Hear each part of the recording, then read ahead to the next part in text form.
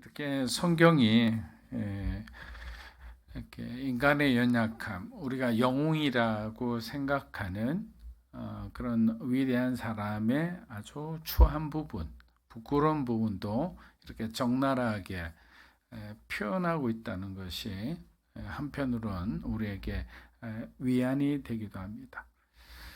다윗과 같은 사람도 항상 이렇게 성령 충만한 상태에 대로 있지 않았다는 사실이죠. 그도 연약했고, 그도 권세를 가지기 전에는 굉장히 겸허한 사람이었으나 권력을 가지고 되니까, 권력에 취하게 되니까 목숨도 특히 자기를 위해, 나라를 위해서 충직하게 그렇게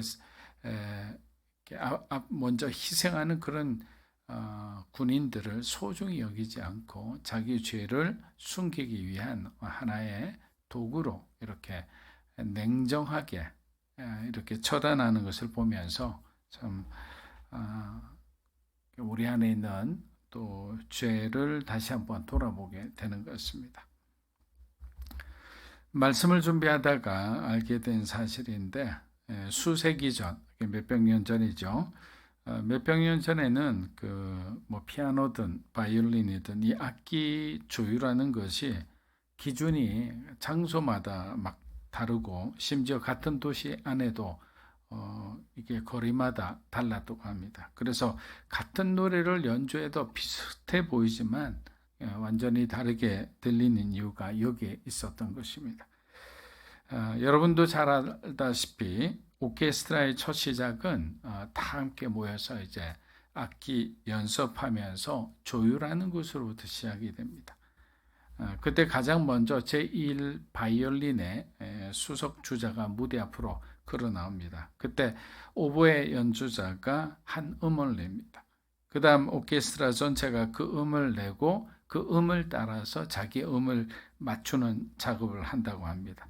그러면 지휘자가 앞으로 나오고 이제 그때부터 음이 다 맞은 다음부터 이제 오케스트라 연주가 시작됩니다. 오보의 연주자가 조율을 위해 낸 표준음은 초당 440번의 진동으로 만들어지는 이름을 명칭을 이제 본인들끼리 알파벳 A라고 이렇게 명칭을 한 거예요. 그래서 음악가들은 이 음을 A440이라고 부른다고 합니다. 사랑하는 여러분, 음악가들이 공연 전에 반드시 A440에 맞춰 악기를 조율하는 것처럼 사실 우리의 삶도 항상 조율되어야만 하는 그런 어떤 삶이겠죠. 하나님은 우리가 그분이 원하는 방식대로 살 수 있도록 우리에게 완벽한 A440보다 더 정확한 기준음을 우리에게 주셨습니다. 그 기준음이 바로 예수 그리스도이시죠. 예수님을 바라보며 우리는 우리의 삶을 바라보게 됩니다. 예수님의 말씀을 묵상하면서 우리의 어떤 생각을 조정해 나가는 거예요. 그래서 예수님이 살아가신 삶, 그것을 모델로 우리는 계속 우리 인생이 예수님을 닮아가는 삶이 되는 거죠. 나중에 예수님을 보여주는 삶, 예수님을 우리에게서 예수님이 느껴지는 그런 삶을 살게 되는 것입니다. 그래서 예수님은 우리가 하나님의 뜻을 따라 살아갈 수 있는 그런 어떤 방법 또한 제공해 주셨는데 그것이 바로 갈라디아서 5장 25절의 말씀과 같습니다. 성령으로 살고 성령으로 행하는 것. 이것이 그리스도인들이 목표해야 되는 삶이라고 생각해요. 성령으로 살고 성령으로 행하는 것. 근데 우리는 육신으로 생각하고 육신으로 행하는 삶, 이것이 바로 죄된 삶이 아니고 뭐겠습니까? 내 육체, 욕심을 따라 자꾸만 그렇게 행하는 거예요. 내 마음은 원하지 않는데 내 육신은 자꾸만 죄를 향해 돌격하고 있는 거예요. 막 맹렬히 달려가고 있는 거예요. 그런데 정말 하나님이 원하는 삶은 우리가 성령 충만한 상태에서 성령으로 살아가는 삶, 성령으로 행하는 삶이다. 이것을 우리가 꼭 기억했으면 합니다. 아무리 위대한 훌륭한 악기라 해도 조율이 안 돼 있으면 그 악기는 연주하기에 부적합 판정을 받을 수밖에 없어요. 안타깝게도 오늘 다윗이 그런 상황에 처해 있는 것 같습니다. 평범한 목동에 불과했던 다윗은 하나님의 은혜로 이제는 통일 이스라엘의 왕으로 이렇게 등극하였습니다. 너무 많은 것을 얻어서 그렇게 된 것일까요? 그는 만족하지 않고 더 많은 것을 원하고 있습니다. 다윗은 여러 아내를 거느리면서도 충직한 부하장수 우리아의 아내 밧세바를 결국 기어이 범하고 맙니다. 그런데 우리가 여기서 굉장히 주의해서 보아야 될 점은 다윗의 죄는 은밀한 죄가 아니었다는 거예요. 용기가 없는 사람은 은밀한 죄를 저지릅니다. 그런데 다윗은 분명히 모욕하고 있던 밧세바를 인지하고 사람을 보내어서 그 여인이 누구의 부인인지를 알아보게 합니다. 이 말은 뭐냐? 어떤 한 사람이 개입됐다는 것은 다윗의 죄가 결국에는 나중엔 온 천하에 다 드러나게 된다는 거예요. 여러분, 처음부터 우리가 적극적으로 죄를 짓겠다는 마음 같다고 마음먹는 사람은 아무도 없습니다. 죄는 언제나 사소한 것으로부터 시작돼서 이게 점점 증폭되어 점점 커지게 되는 거죠. 지나가 보니까 내가 저지른 죄가 엄청난 거예요. 그러니까 이 죄를 어떻게든 덮어야 되는데 결국 덮으려고 하다가 또 다른 죄를 우리가 반복해서 저지르게 되는 겁니다. 이런 죄의 악순환은 그리스도인의 영혼을 점점 파괴시키는 거예요. 그리고 우리의 인생을 파멸에 이르게 한다. 다윗은 자신이 있어야 할 전쟁터에 있지 않았습니다. 자, 우리가 항상 중요한 것은 신앙은 자기 자리를 지키는 거예요. 제가 어렸을 때 항상 부모님들이 가장 잘 많이 이렇게 고면하신 말씀들은 어린아이들은 여기 두고 저기 두고 이렇게 정신없이 막 이렇게 다니잖아요. 그때 뭐라고 얘기했냐? 항상 제자리에 두어야 된다고. 모든 것은 제자리에 두어라. 이런 생각을 하면서 그렇구나. 신앙은 하나님이 여러분을 두신 그 자리에 우리가 그냥 복종하고 순종하며 거기서 버티는 거죠. 버티다 보면 어떤 문들이 열리고 그러면 새로운 길로 가서 하나님 또 인도하면 또 거기서 복종하며 순종하며 버티는 거예요. 그 자리를 지키는 것이 사실은 우리의 영성인데 우리는 쉽게 모든 것을 포기합니다. 또 쉽게 분노하고 쉽게 불평합니다. 왜? 내가 생각하는 그 이상, 그 꿈이 너무나 큰 거예요. 그래서 마치 무대 위에서만 이렇게 무대 위에서 각광받는 것이 하나님의 부르심의 전부인지 착각하는 사람도 있죠. 그러나 무대 밑에서 보이지 않는 곳에서 이렇게 섬기는 사람, 그 사람들의 어떤 섬김도 아주 소중하다라는 것을 우리가 알아야 합니다. 사랑하는 여러분, 하나님은 질서의 하나님이십니다. 성도들은 성도들이 있어야 할 자리에서 최선을 다할 때 우리의 삶은 가장 건강할 뿐만 아니라 안전한 거예요. 안전한 것은 결국 우리 가정에 평화가 찾아온다는 거예요. 근데 우리가 항상 그 자리를 이탈할 때 우리의 삶은 문제로 들어간다. 자, 다윗은 이제 죄를 덮기 위해서 이제 다른 사람을 죽이려는 공모를 하고 있습니다. 그런데 그 대상이 만만치가 않아요. 우리아가 범상치 않은 사람입니다. 우리아는 이스라엘을 사랑하고 다윗을 진심으로 존경하는 아주 충직한 부하였어요. 여러분, 다윗의 입장에서 만일 밧세바의 남편이 아내를 막 때리는 술주정뱅이였다면, 그 폭력 남편이었다면 한편으로는 죄책감이 덜 할 수도 있을 거예요. 그런데 우리아는 정말 모든 면에서 부족함이 없는 참된 군인이었기에 다윗이 느끼게 되는 죄책감은 무한대급이었어요. 다윗은 그동안 모든 것을 원하는 대로 다 할 수 있었습니다. 그러나 우리아만큼은 자신의 뜻대로 되지 않았어요. 우리아는 적어도 지금 이 순간만큼은 다윗보다 더 양심적이며 더 충직하며 더 용맹한 사람이었어요. 사무엘하 11장 16절에서 17절입니다. 요압은 성을 포기하고는 적진에 가장 강한 용사들이 있는 곳을 알아내어 우리아를 그곳에 보냈습니다. 그 성 사람들이 나와 요압과 싸울 때 다윗의 군대에서 몇몇이 쓰러졌고 그때 햇사람 우리아도 죽었습니다. 그렇지 않아도 이 스루야의 아들들, 이 요압의 그 형제들이죠. 이들의 횡포가 심해 요압의 힘을 좀 빼놓을 생각이었는데 자신의 죄를 덮기 위해서 요압을 이용할 수밖에 없어서 다윗은 오히려 요압에게 큰 약점을 잡히고 맙니다. 다윗이 요압에게 우리아를 죽이라는 편지를 우리아에게 보냈다는 사실 자체만 봐도 지금 다윗이 이성을 상실했어요.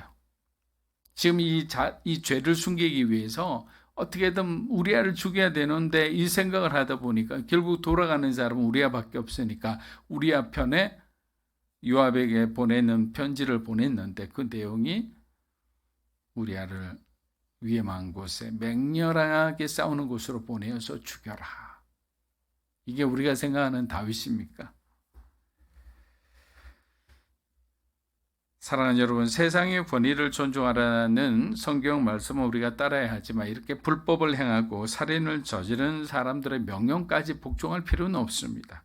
만일 요압이 정말 경건한 사람이다, 신앙 있는 사람이었다면 다윗의 이 명령을 저항할 줄 알아야 되죠. 정치적으로 정말 대척점을 지더라도 자기에게 굉장히 불리한 일들이 일어나더라도 왕이여 그렇게 해서는 안 됩니다. 우리아는 참된 군인입니다. 우리아를 지키셔야 되고 그리고 왕의 죄를 하나님 앞에 회개하십시오. 이렇게 얘기를 해야 되는데 그렇게 하지 않았어요. 요압은 권력욕이 강한 인간이라 그는 이 기회를 오히려 자신의 욕망, 더 많은 것을 가질 그런 기회로 보았던 거예요. 결국 선을 버리고 악을 선택한 요압은 어떻게 됩니까? 다윗의 유언에 의해서 솔로몬에 의해 죽게 됩니다. 불행하게 되는 거예요. 불행한 잘못된 그 일들을 회개하지 않고 계속 뭔가 이렇게 그 일들을 돌이키지 않으면 어떻게든 불행한 결과 속에서 우리가 살아갈 수밖에 없다. 다윗의 간음죄와 살인죄는 계속 그의 불행한 가족사로 이어집니다. 하나님께서 자신의 죄를 진심 어린 회개로 인정하는 다윗을 용서하셨지만 다윗은 그 죄에 대한 대가는 지불해야 되었습니다. 그것은 가장 해결하기 힘든 자녀들의 문제로 찾아왔습니다. 자기 자신의 죄로 일어난 자녀들의 문제라 하더라도 그 이후 다윗이 공정하게 모든 일을 하나님의 방법으로 해결했다면 압살롬의 반란과 같은 더 큰 비극은 일어나지 않았을 거예요. 그러니까 장남인 암논을 너무나 사랑하다 보니까 암논이 압살롬의 누이를 겁탈하는 그것을 그냥 그대로 방관하고 있었던 거죠. 그러니까 압살롬이 암논을 오히려 죽이게 돼버린다. 공정하지 않으면 형제 간에도, 물론 이복 형제였지만 형제 간에도 그런 비극은 언제든지 일어날 수 있다. 사랑하는 여러분, 진정한 회개만이 결국 우리를 회복해야 합니다. 사무엘하 11장 20절에서 21절입니다. 왕께서 불같이 화를 내시며 왜 그렇게 성 가까이에서 싸웠느냐? 성벽에서 화살을 쏘아댈 것을 몰랐느냐? 여룻베셋의 아들 아비멜렉을 죽인 사람이 누구냐? 한 여자가 성벽에서 맷돌 윗짝을 던져서 그가 데베스에서 죽은 것이 아니냐? 왜 그렇게 성 가까이로 가는? 내게 물으시면 왕의 종 햇사람 우리아도 죽었습니다 라고 대답하여라. 요압은 이렇게 모사꾼이에요. 이 사실을 전하면서 지금 다윗의 심리를 철저하게 다 파악하고 있는 거예요.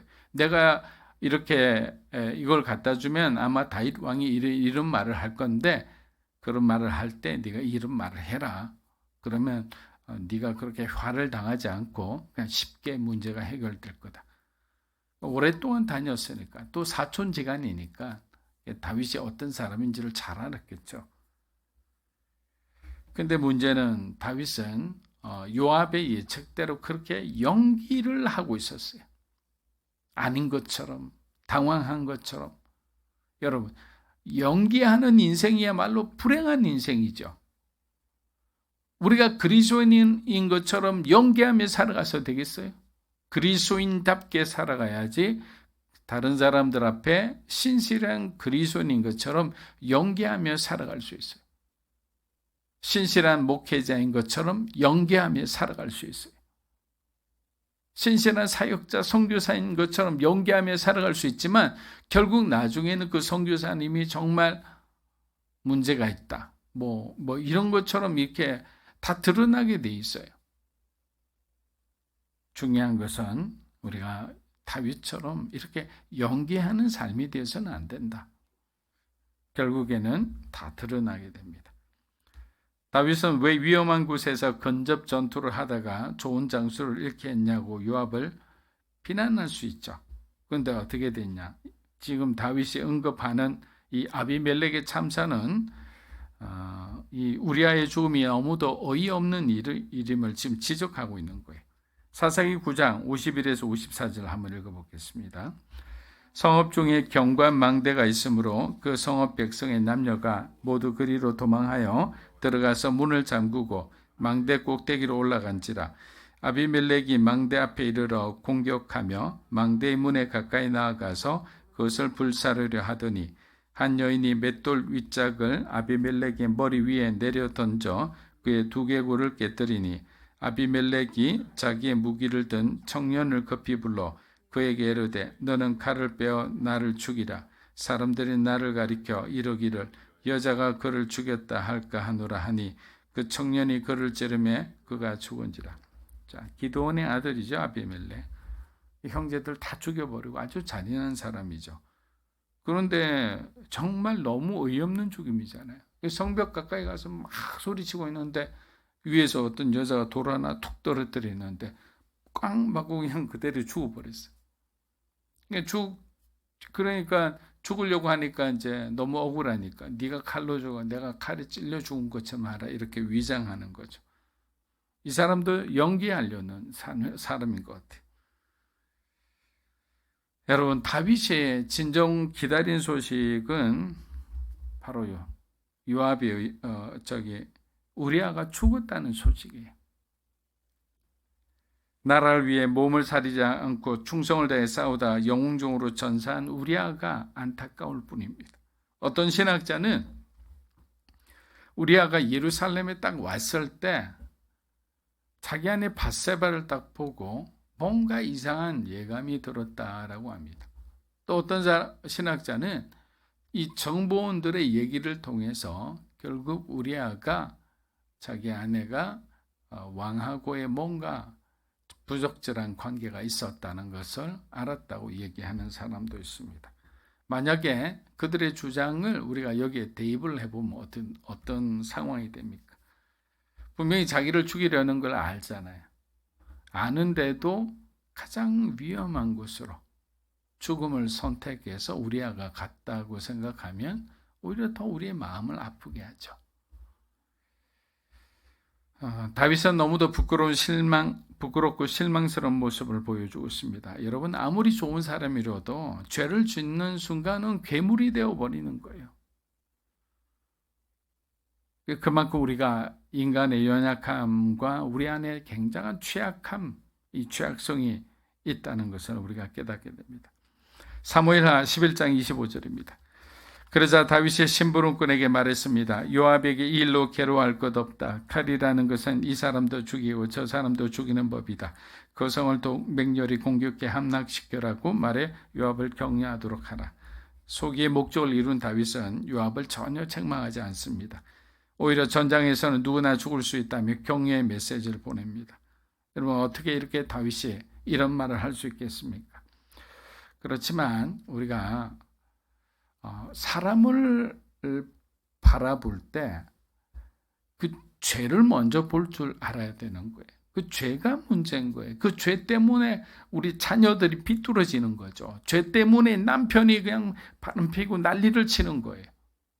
죄 때문에 교회 안에서도 서로가 시기하고 질투하고 다투는 거예요. 근데 그 사람을, 회개한 사람을, 돌아온 사람을 보면 너무나 착하고 순전하고 성실한 사람이에요. 그런데 그 마음속에 죄가 들어가니까 괴물이 된 것뿐이에요. 다윗도 마찬가지예요. 이 순간만큼은 죄가 들어가서 다윗이 괴물이 된 거예요.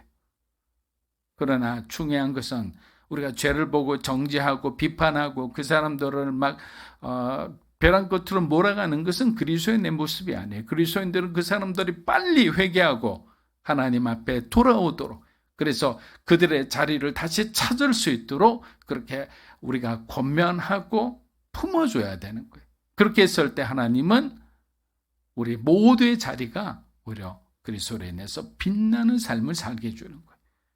절대로 비난하거나 막 그런 형태로 그 사람이 다시 회복할 수 있는 길을 우리가 막아서는 안 됩니다. 말씀을 마무리합니다. 예수님께서 가늠하다가 들켜서 이제 돌로 이렇게 쳐서 죽이려는 그 순간에 그 사람들을 이렇게 워워 하셨잖아요. 그러고 난 뒤에 예수님이 땅바닥에서 아무런 소리도 안 하고 글자를 써내려가기 시작했어요. 그런데 어느 정도 써내려가는 순간에 주변을 보니까 사람들의 한둘 다 사라지기 시작하는 거예요. 성경은 이렇게 표현하기도 합니다. 그들의 죄를 적었다고. 그들의 죄가 자기 초자연적으로 각자의 죄가 드러나는 순간에 그들도 그 여인을 더 이상 정죄하지 못했던 거예요. 너희 중에 죄 있는 자가 이 여인에게 돌을 던지라 하는 순간에 누가 먼저 할 것이 다 가는 거예요. 우리 모두는 죄인입니다. 그렇기 때문에 항상 우리 자리를, 하나님이 주신 자리를 잘 지키고 믿음으로 승리하는 여러분이 되시기를 주의 이름으로 축복합니다.